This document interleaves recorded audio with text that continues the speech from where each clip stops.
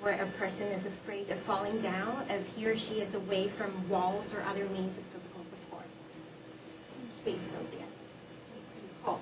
And then there's generalized anxiety disorder, GAD, which is characterized by chronic and excessive, uncontrollable amount of worries about just about anything. So these people are not particularly scared of one thing, but they're just every day worrying, over half of the time worrying about jobs, little things, house repairs, the garden, keys, anything. In older adults, investigators have found that older adults tend to worry more about their family or interpersonal relations. And then there's OCD, characterized by obsessions and compulsions. So obsessions are recurrent intrusive thoughts, images, or impulses. These are not simply excessive worries of real-life problems. And unlike psychotic patients who think that the thoughts were inserted into the minds, OCD patients are actually aware that the thoughts are a product of their own minds. So they know they're kind of thinking this up. In terms of compulsions, these can include repetitive behaviors or mental acts intended to reduce these obsessions. I want to get rid of my thoughts. Some people like to think of OCD patients as being fearful of their own thoughts. These thoughts of, I want to go stab someone, I want to go clean my hands, but I need to get rid of these thoughts or neutralize these obsessions. So that would be an example. And they're driven, they feel that they're driven to perform these obsessive behaviors based on some rigid rules.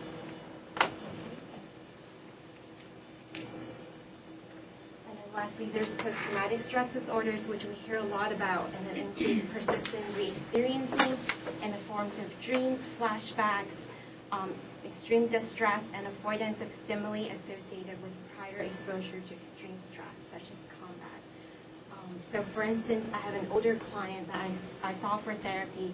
She was followed to her home, and she was robbed as she was just opening the door to her apartment. And so she later on developed PTSD symptoms, and from then on she became very stressful, very fearful, and scared every time she had to open the door to her apartment. She would open the door, and she has poor balance, so she would just kind of try to shuffle in really quickly. And she's really scared that she's doing this, and she's at greater risk for falling because of this. And she cannot bear the sight of seeing her apartment door, say, open by 6 inches, because that's when she was robbed. So kind of these, she would later on just try to avoid seeing the door being opened by 6 inches. So, and then just in terms of thinking of the nature or the etiology of anxiety, there's a lot of research in the past several decades, in particular in looking at the overlap between anxiety and depressive disorders. In particular, I want to introduce you to this rather well-known model of Watson and Clark's tripartite model of anxiety and depression. They basically proposed 3 basic ideas. The first is that, let's see this, that this construct called negative affect or negative affectivity that you may read about in the literature underlies both anxiety and depression. So people who are anxious and depressed, they kind of have the tendency to just feel negative emotions in general. And then they also say that depression is characterized by low positive affect, so you would see low positive affect loading negatively onto depression, and manifested mostly as anhedonia or anhedonic features, so people being unable to experience pleasure is a hallmark feature of depression, and much less for anxiety. People can be anxious and still kind of feel happy or feel interested in activities. The third core idea is that anxiety is characterized by excessive autonomic arousal. So people who have anxiety disorders all kind of have the tendency to have, kind of racing hearts, sweaty palms, things like that. Brown and colleagues, among other researchers, were able to verify this proposed structure, the tripartite structure of anxiety and depression, but they also noted somewhat of a negative association between positive affect and social phobia. For autonomic arousal, is that sort of like hypervigilance? Mm-hmm. Right. Yeah. So across the spectrum of anxiety disorders, people would have kind of an attentional bias for things that they're fearful of or just kind of negative stimuli in general. And so this is from your readings.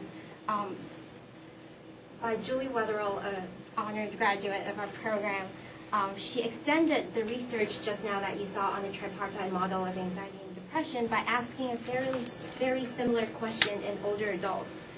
She found that in older adults, instead of a model with negative and positive affect factors, that a model with distinct depression and anxiety factors actually fit better. What this means is that if you collect data on people's psychological symptoms, that it looks more like there's a distinct depression factor and a distinct anxiety factor rather than, say, positive or negative affect. So if you remember from her paper, she found that anxiety is more correlated with things like poor well-being, so kind of poor quality of life, anxious mood, and not having the peace of mind, whereas depression is more correlated with these symptoms. I don't know if people have thoughts about why this may differ or why the discrepancy in the findings. Any ideas? Can you ask the question again? So, why might there be a discrepancy between? Right. Why do you think that, say, in older adults, that a model of depression and anxiety fit better than, say, a model of positive and negative affect? Why do you think this might be?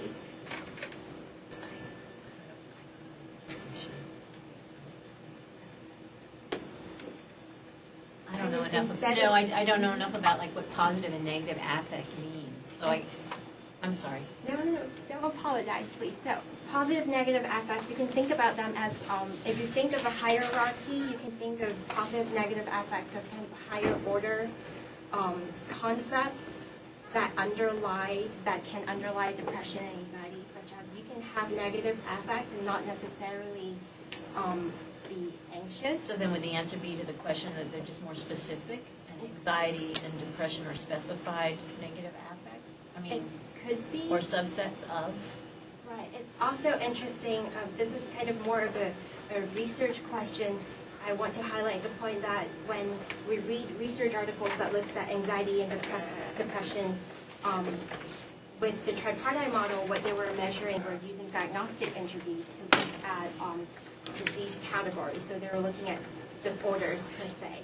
And an approach that Julie took was to kind of look at symptoms instead of looking at disease categories.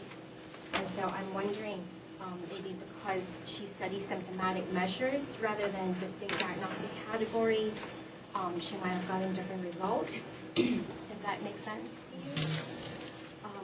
And that is interesting how she also looked at well-being, whereas if you look at diagnostic disorders, when you think about disorders or psychopathology, is always focusing on the negative aspects, whereas in her study, there's actually the incorporation of kind of the more positive aspects. I don't quite understand when she talked about well-being. Please explain more about like how well-being fits into anxiety category rather than depression or. I don't have her interpretation. I think what she was saying is that these are wrong factor loadings, so it would be a negative correlation. I'm guessing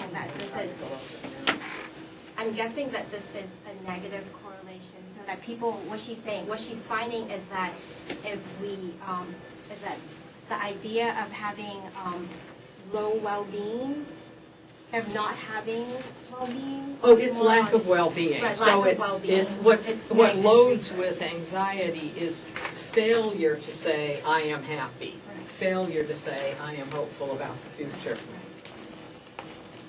Does that answer your question? Can you show it?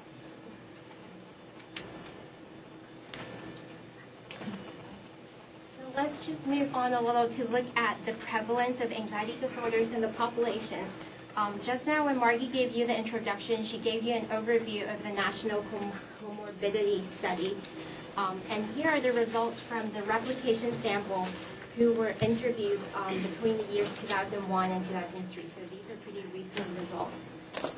So just really two